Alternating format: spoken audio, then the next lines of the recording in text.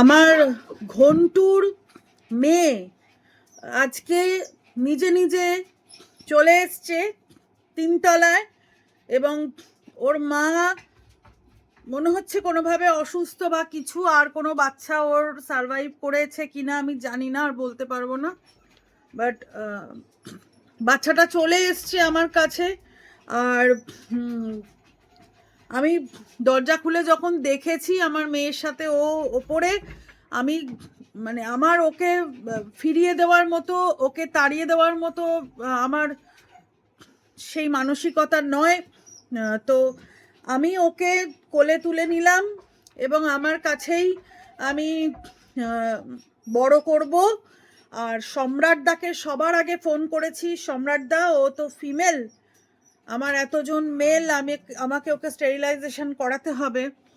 আর অহংকার নাটক যেহেতু স্মল ব্রিড, ওদের অসুবিধে নেই, ওরা একটা আলাদা সেপারেট জায়গায় থাকে ওদের যখন পিরিয়ডস হয়। কিন্তু এই বাচ্চাটাকে আমাকে স্টেরিলাইজেশন কিন্তু তোমাকে সম্রাটদা করিয়ে দিতে হবে। সম্রাটদা বললো কোনো চিন্তা করো না, আমি করিয়ে দেব ওকে স্টেরিলাইজেশন। আমি বলেছি তাতে যে টাকাটা লাগে তুমি বলবে, আমরা গাড়ি বুক করে যাব, ওকে স্টেরিলাইজেশন করিয়ে নিয়ে আমরা চলে আসব। আর ওকে একটু পরে দেখাবো, ওকে একটু গ্রুম করিয়ে নিই, ওর কি নাম দিলাম, কি করলাম না করলাম সবটাই দেখাবো। অনেক লোকে হয়তো আমাকে আবার গালাগালি করবে, আবার করবে, ঠিক আছে, আমি কুকুর বিড়ালেরই মা, আমি কুকুরেরই লোক মানুষ।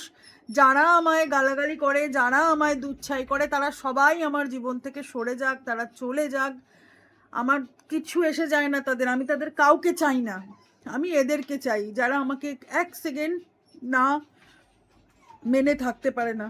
আর কোথায় ওকে ফেলে দেবো? আমার বাড়ির দোরগোড়ায় এসছে, ওকে আমি তাড়িয়ে দেবো? আমি তো পারবো না তাড়াতে ওকে। ওরা তো আমার পাঁজর, আমি কি করে তাড়াবো? কাল চিলড্রেন্স ডে, তার আগের দিন কাল ভৈরব জয়ন্তীতে আমার গনু এলো আমার কাছে, আমি কি করে তাড়াবো ওকে? কি করে তাড়াবো বলো?